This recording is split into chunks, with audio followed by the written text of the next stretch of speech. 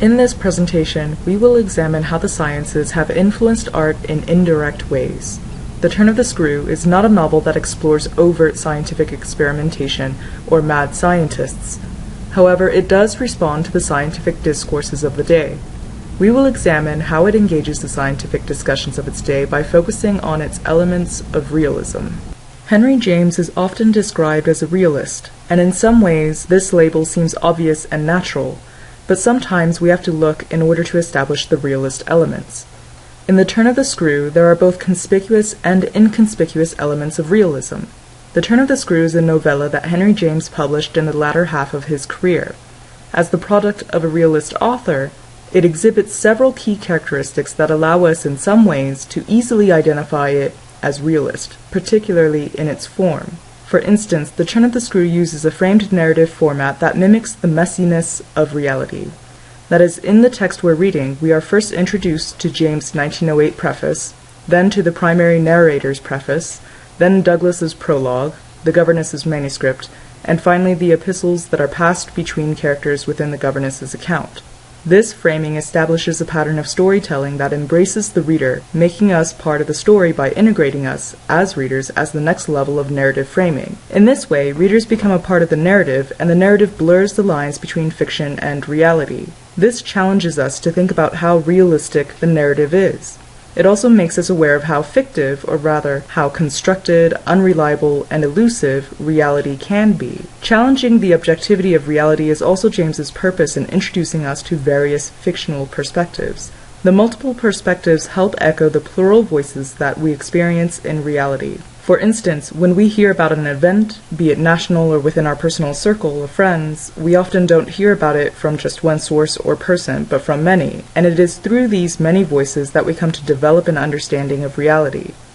James sought to duplicate this feeling of subjectivity and multiplicity in his narratives through the plural narrators. Finally, along these same lines, in each framed narrative, James uses first-person perspective, again to simulate as much as possible of the experience of life. With these first-person perspectives, we are challenged to question the reliability of each speaker, just as we would in real life. Note that each of these techniques are not necessarily new.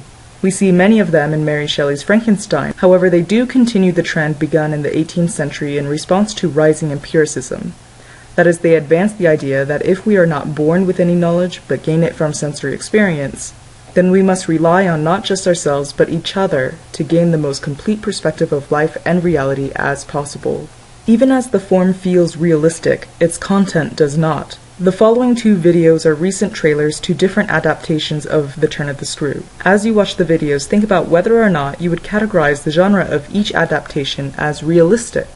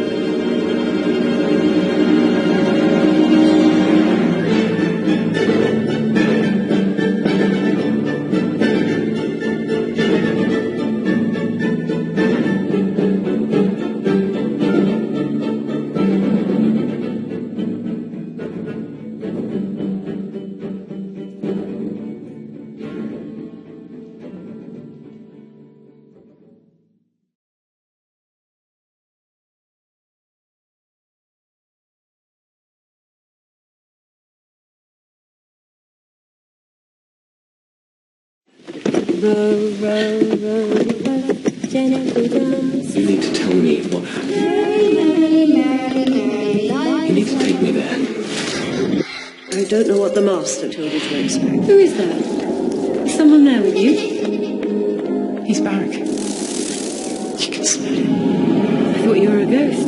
There are no ghosts here. A brand new adaptation of Henry James' The Turn of the Screw.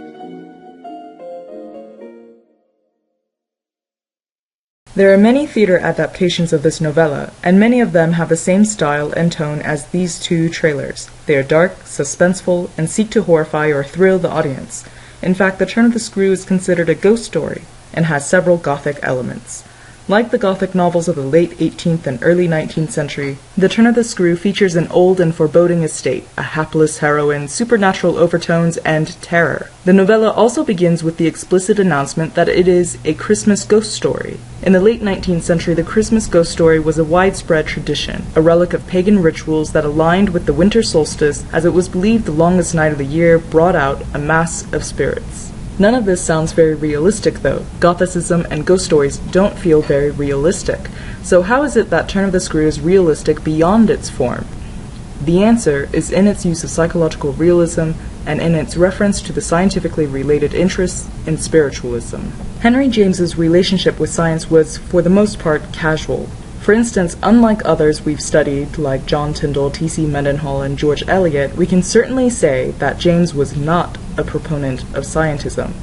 Nonetheless, James was a participant of the cultural discourses of his time, and to some extent this means, as it has with other artists covered this semester, including William Wordsworth, Samuel Taylor Coleridge, William Blake, Benjamin Hayden, Percy Shelley, Mary Shelley, J.M.W. Turner, Nathaniel Hawthorne, John Constable, Samuel Butler, H.G. Wells, Henry David Thoreau, and John Leech, that James's art takes on the colors of the scientific discourses of his day. He found himself constantly under a barrage of scientific discourse. First of all, he was constantly being pressured to engage with the sciences by his peers. In a letter criticizing the unrealistic nature of James's one-act play, The Saloon, George Bernard Shaw, an Irish playwright and economist, writes, quote, "Why have you done this? If it were true to nature, if it were scientific, if it were common sense, I should say, let us face it, let us say, amen, but it isn't." End quote. Perhaps acknowledging this seemingly ubiquitous pressure, James studied H.G. Wells's collection of science fiction stories entitled Tales of Space and Time, and attempted to remodel his own approach to adventure stories after them. The effort resulted in an incomplete novel exploring backwards time travel entitled The Sense of the Past.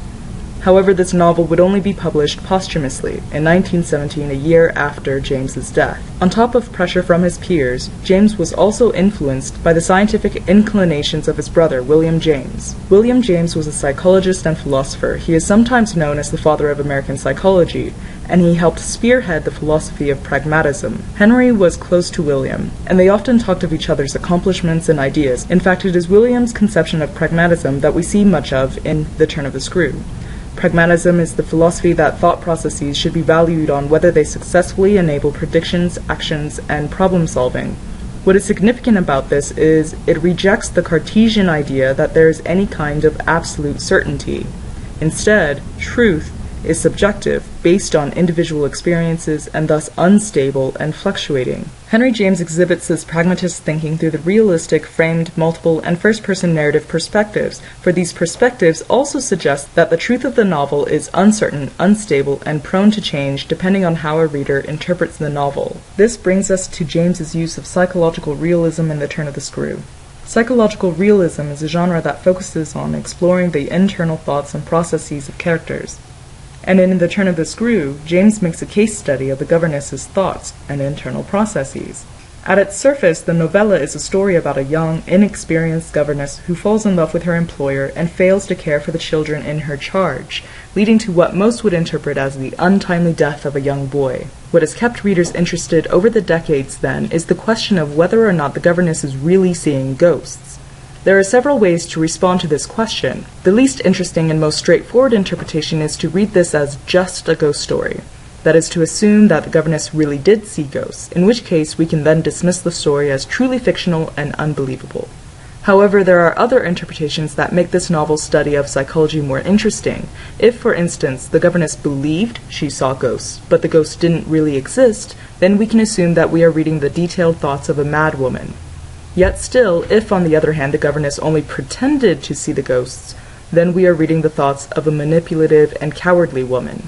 These of course are not the only possible interpretations, but they are the main ones, and go to show how the novel can be a case study of a single woman's thought processes, thus taking on some of the scientific interests of the period in the developing realm of psychology. Perhaps more surprising, though, is that this novel's depictions of ghosts isn't as outlandish as we might imagine, given the discussions occurring in the scientific and popular communities at the time. The idea of specters or ghosts has a messy history with the science of sight. We see this in the etymology of words like spectrum and spectre. Spectrum, now used to describe a band of colors, originally referred to the broad idea of appearance, or apparitions. Thus, specters, which derives from the Latin spectrum, and which now refers to ghosts, used to simply refer to any disturbance in one's sight. In fact, what we now call floaters would be identified as a kind of spectre in the 19th century. This conflation of supernatural and natural sights led to some confusion as people tried to find scientific explanations for supernatural phenomena.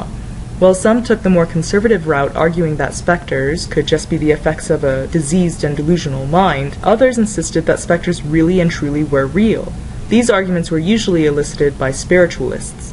Spiritualism is the belief that the dead can communicate with the living. Spiritualists then found validation for their arguments by pointing to other ill-understood and marvelous powers of the day, including the transfer of disembodied voices over the telephone, the superhuman speed of the railway, and the near-instantaneous communication of telegraph wires. Each of these felt more like miracles than science to many of the late 19th century, and so the spiritualists persisted, asking, couldn't it be possible that specters really are real, and that we just need to discover the scientific laws that govern them? James's The Turn of the Screw is a highly ambiguous text. We only ever really get the governess's story, and even at that her story is full of hearsay, fragmented conversations, and absent bodies. And so the question asking whether the governess is mad, cowardly, or experiencing supernatural events is entirely open for readers to answer based on their experiences with the text.